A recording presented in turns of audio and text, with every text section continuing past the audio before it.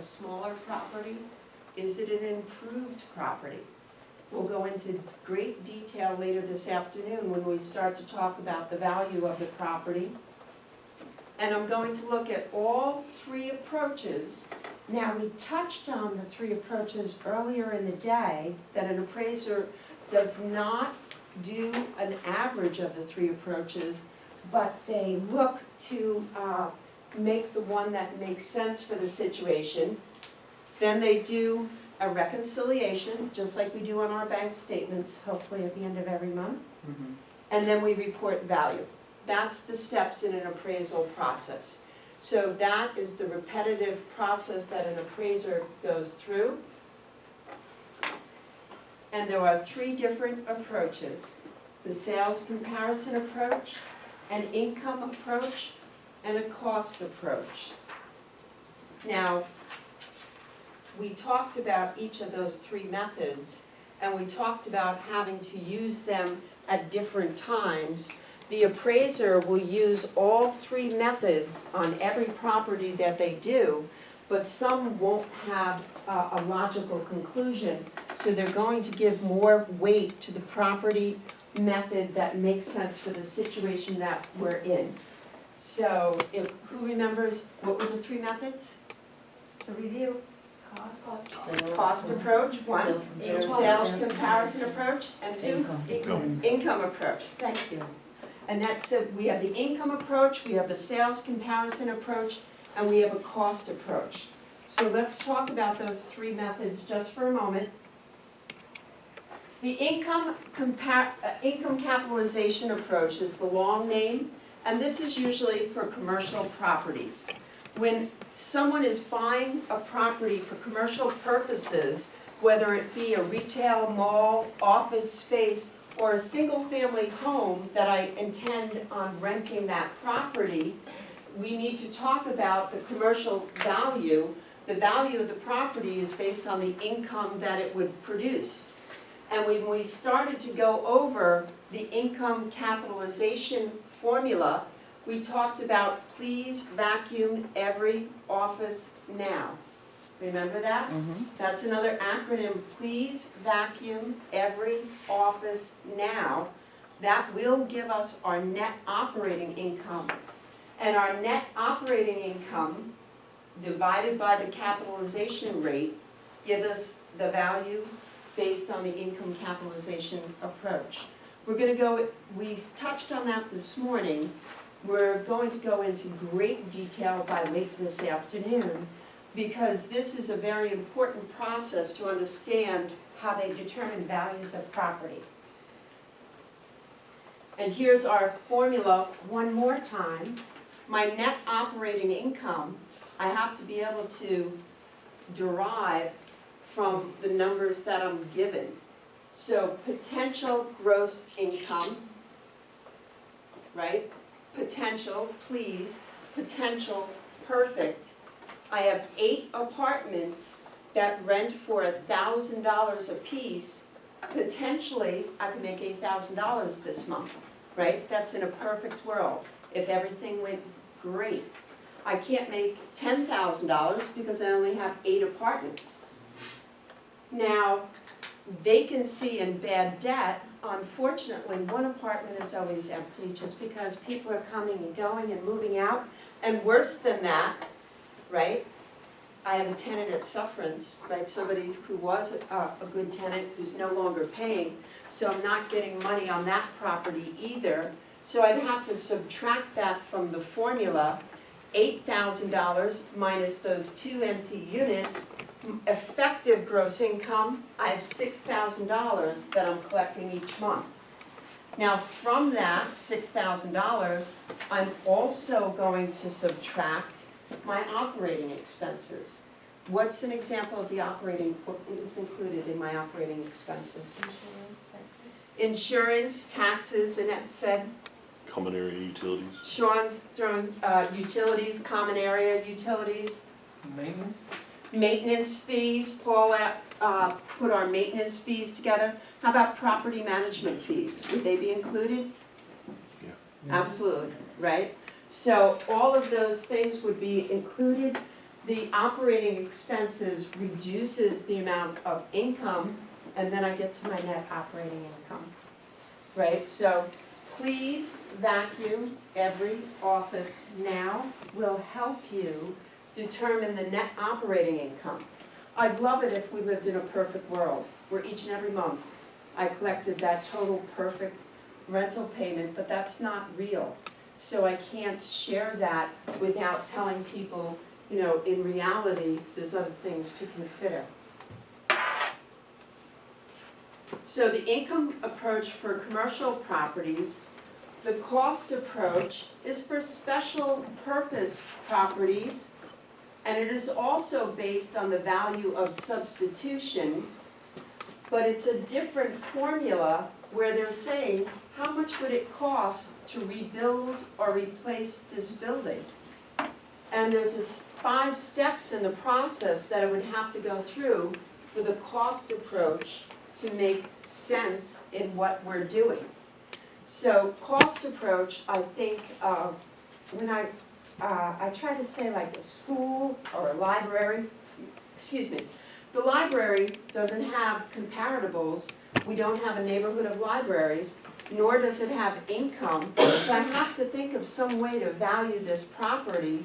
I have to have it on the tax records, or municipality wants to know the value of their asset. Insurance companies want to know how much this asset costs to replace. What if there's a fire?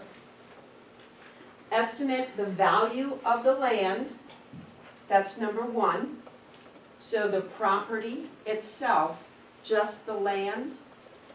The current replacement cost to rebuild the land is number 2. And the depreciation. Now those 3 steps, I want you to take a moment, because sometimes people get confused in those 3 steps. On the cost approach, whenever I'm doing this, I need to separate the land from the improvements or the structure. Now, according to the cost approach, land never depreciates. So the cost of the land is going to remain the same. The improvements, what I build on that land, will have depreciation in effect, and that's something I'm going to have to reduce it. For the very simple purposes, and when we're working on our exam booklets or when we're working here in class, let's say I have a roof on my property and it has a 10-year life and I paid $10,000, I could depreciate, if that roof is 5 years old, I'm going to depreciate that value of the roof. But again, we'll go into deeper concepts when we start to talk about this. What I really want to stay involved with is the sales comparison approach. Now, the sales comparison approach is really the market data approach, same name, and it compares the subject property to recently sold comparable properties, and it's mainly residential.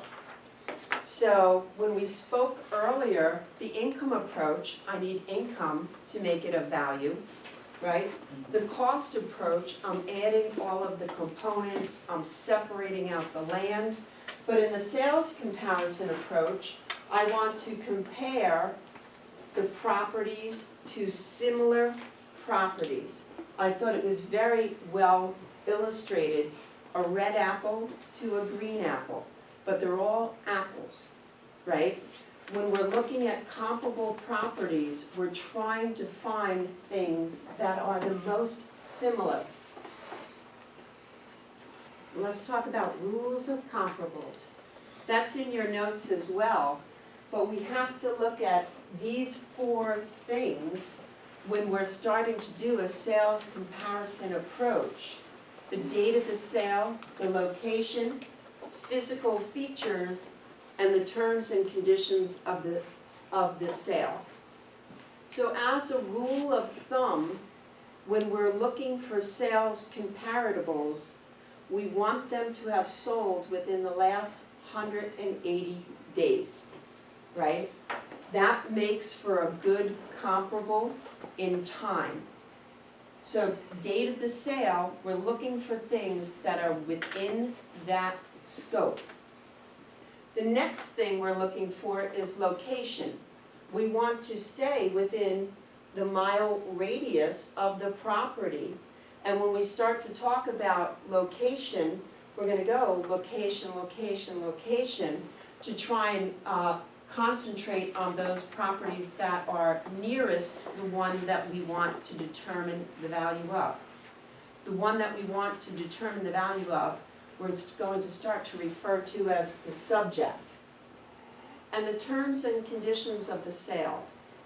Now, if I sell a property in foreclosure or distress, or to a family member that I love, I'm going to value that property maybe differently than I would sell it to the general public, right? So they're going to look at the terms and conditions of the sale to see if there's a relationship. They look for, it's called a non-arm's length transaction, right? I'm going to sell my property to Tracy at a favorable price because she's my closest, oldest, dearest friend. Whereas if I was offering the property for sale to anyone else, they would pay differently. So, the date of the sale must be 120 days, right? We want to make sure that it is within that time frame.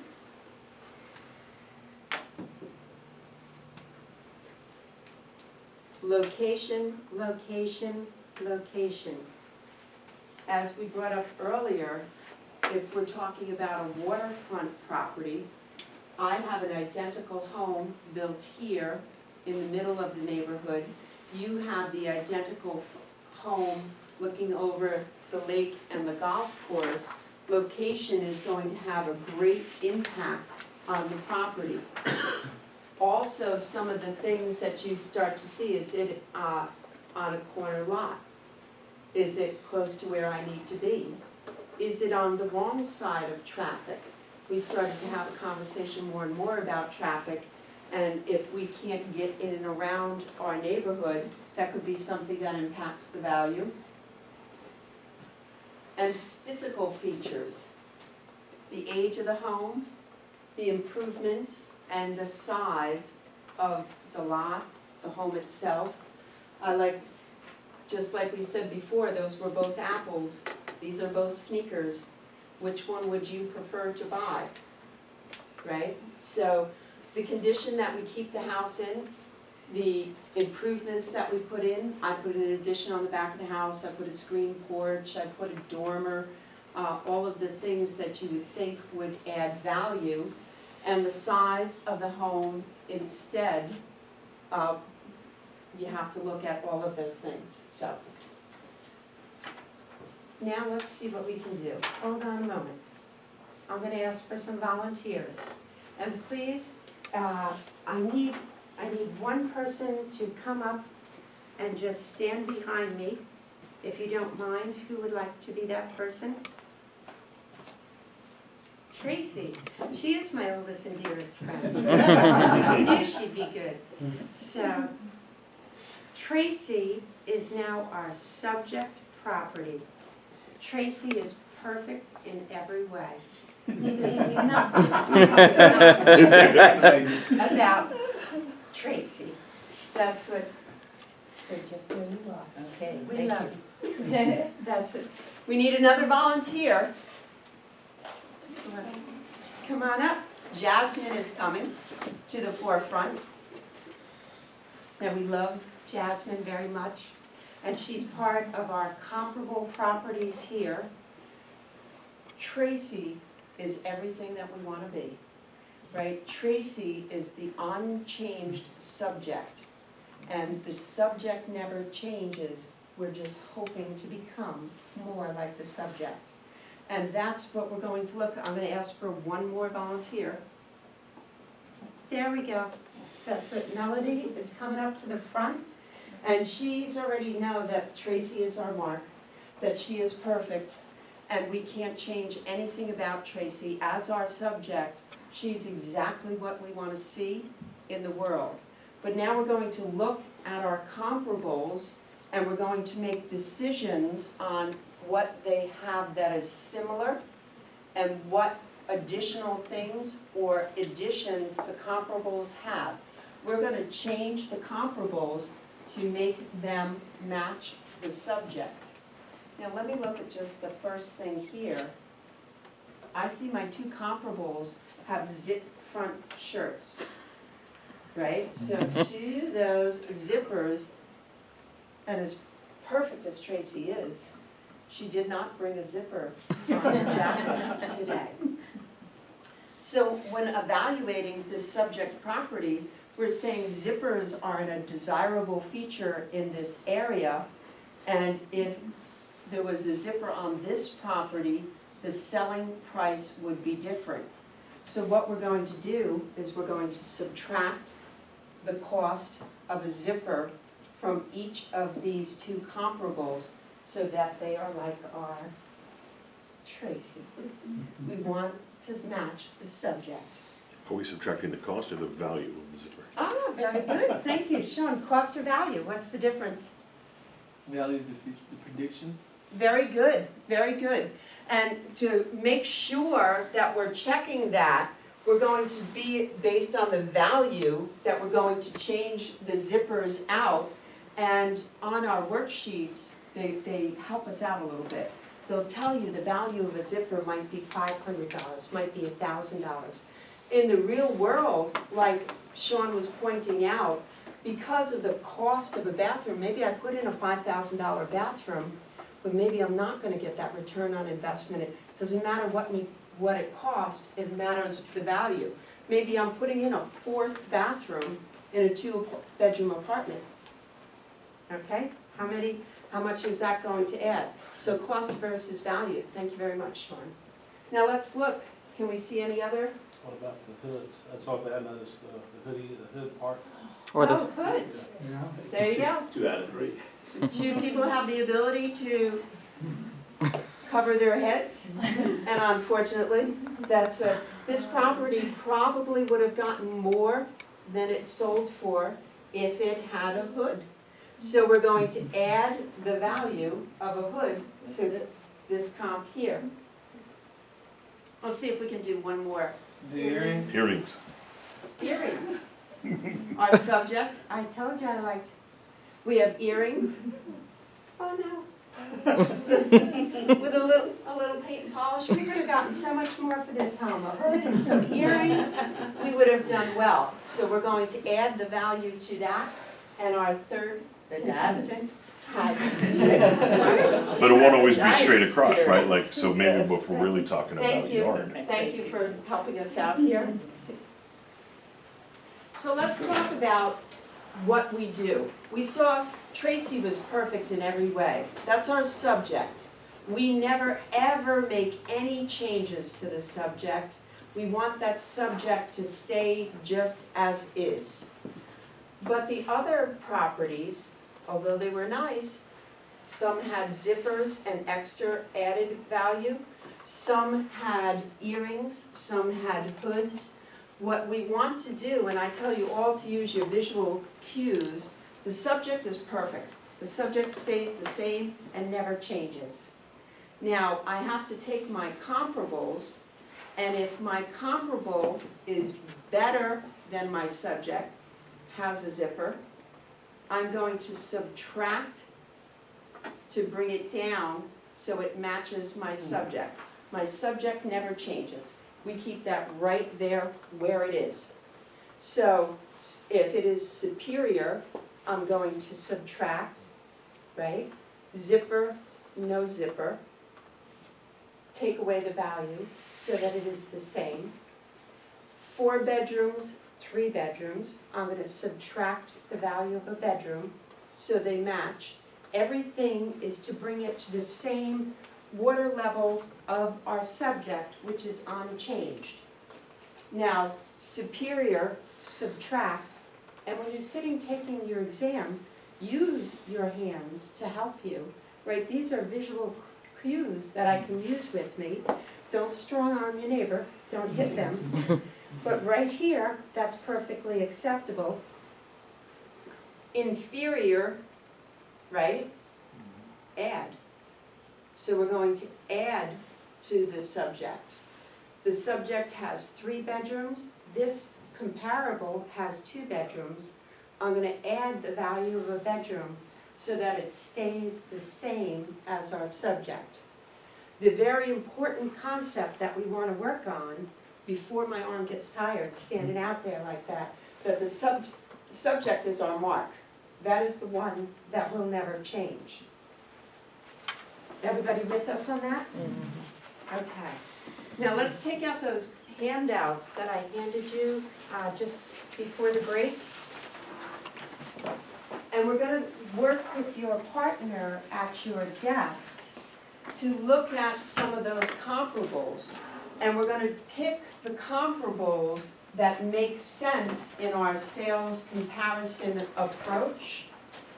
In our sales comparison approach, we're going to look for comparables that are within the radius, that are within the time frame that they sold, and we're going to select comparables.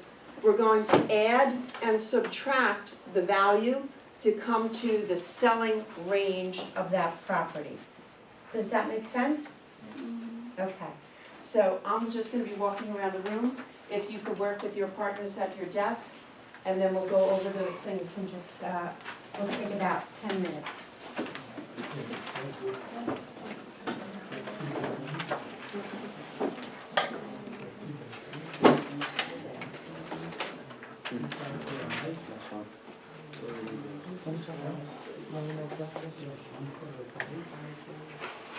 See what I do, I would do it. You can adjust your location. So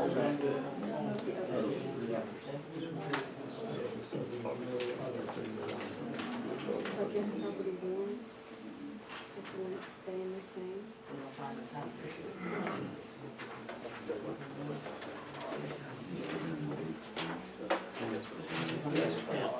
She's gonna say no. Yes, but just for the location. But for the task, Well, all of those things are not actually boundary guidelines. Or, like, let's say you're in a rural area where not you have solar, then you can expand that radius. However, you're not supposed to walk past what is in your neighborhood to access something that you like that suits your figures. Yeah, it's under duress.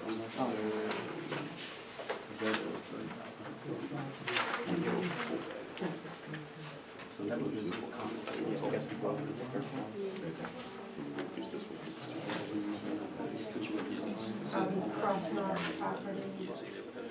Which ones are you going to select? Here's your competition, Uh-huh. 280. People are gonna know what your place was. But it's, I mean, I guess for the purpose of the Just trying to come up with the value. She only put 3 in. Yeah, no, That's all they need to there's do. there's 6. Do an appraisal, they only need 3. Property. To compare. So that's your technical value.